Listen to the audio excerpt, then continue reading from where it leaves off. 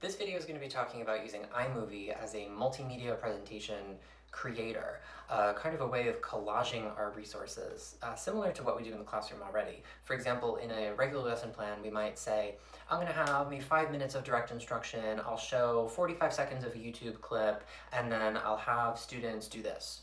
We can mimic that experience for the students without using our live instruction time over Zoom or even in the classroom, where students can get those direct instruction pieces and watching those videos and referring to even a lab or a live demo if we're remote instructing.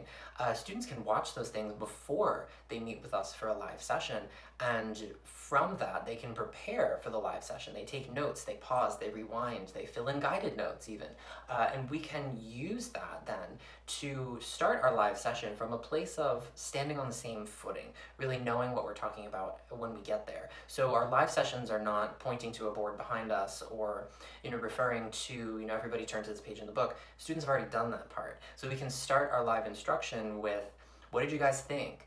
Let's break into groups and discuss. Let's work on this problem together because we already know a bit of how to do this, right? We can go right into our deep thinking. And that's one of the huge benefits of flipped classroom in general, but definitely in iMovie multimedia presentation specifically. So in this video, we're going to look at many ways of inputting that video source, and I'm going to show you a little bit of a sample of what I put together.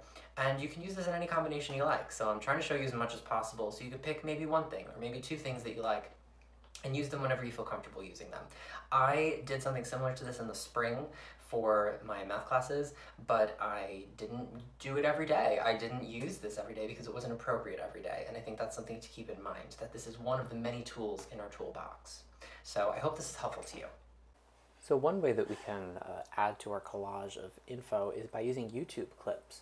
So rather than sending a link to an entire video like this one that has a lot of extra information that is not relevant to what I want to be teaching, I'm going to download the entire video and in iMovie just take out the section that I like. So I see this section has the graphics that really explain the concept well. So I'm going to copy that link and I'm going to paste it into the 4K video downloader.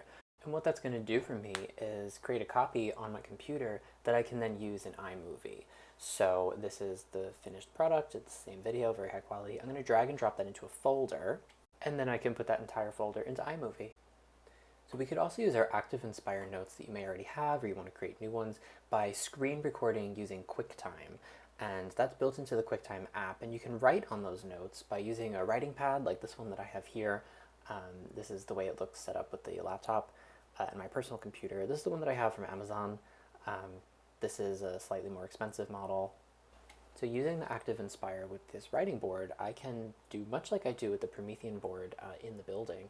I can drag things around, I can write, I can interact in all the same ways that I use a Promethean board. It's important to note that I'm recording audio while I am writing on the board. So here I have an animated GIF and I'm interacting with that as well, showing the movement. I'm kind of highlighting what's important as I speak. That's very useful in a video like this. And then kind of posing a question, and this might be homework, or this might be a diagram they fill in as guided notes. And once my interacting with Active Inspire is recorded by QuickTime, I can then use that video file in iMovie. A third way of inputting video for your iMovie direct instruction lesson would be performing a lab or hands-on demonstration. So in the video that you're going to see, this is kind of me setting up what I'm going to be showing the students. I don't include this part. I've kind of filmed a hands-on demonstration of how the gears work on a bicycle so that it's not just diagrams. So for this I use my iPhone, and then I use image capture in the computer, which is going to allow me to import the videos from the iPhone directly to my computer's hard drive. So I select what I want, I import it, it goes right to whatever file you choose. I chose the desktop, and then I'm going to put that these video files into that same folder that I used before so that I can import the entire folder in one piece into iMovie later on. Another way that you can include video components for your iMovie direct instruction lesson is to use an iPad or even an iPhone, connect it to your computer and record that screen using QuickTime. So this is the iPad that I use. It's an iPad mini. You may also have an iPad directly from the school.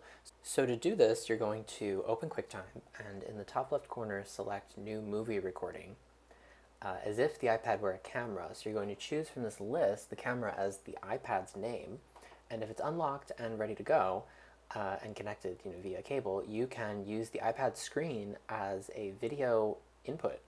You could use this to annotate diagrams or extended text or poetry or anything you like, photographs. I'm using the app Good Notes, which creates a notebook that you can use much like you would a paper notebook. And so everything on the iPad screen, I'm now controlling using the iPad, and the computer is just recording it. So you just get the iPad screen. You don't get any of the computer background. So I'm writing on the iPad using a compatible pencil, and I'm filling in the diagram. There are many tutorials out there about how to use iMovie. Many would be useful. I'll try to find a few and link them in the Padlet. But I'm going to show you my process in making this particular video that you'll see at the end that I would show to students.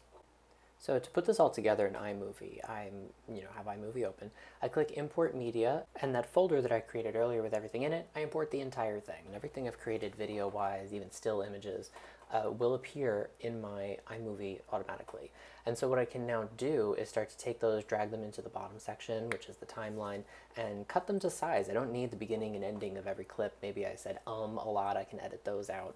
And I can start to combine these in the order that I would like, so that I can create a video that is brief and informative and gets the point across so that we can begin our group work next time that we meet in a live session.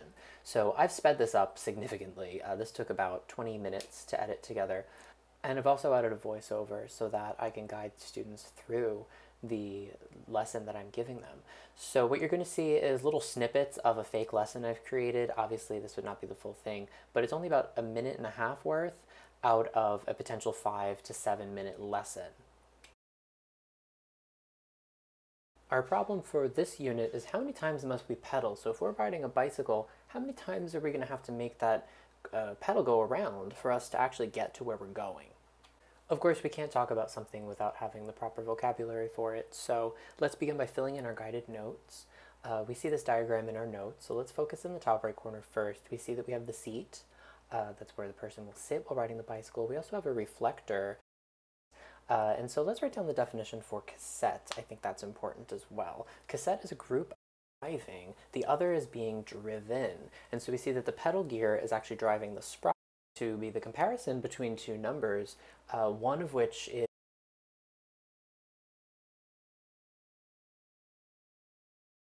A gear ratio is expressed simply as the number of teeth on the chainring versus the number of teeth on the cog of the cassette the chain is currently sitting in.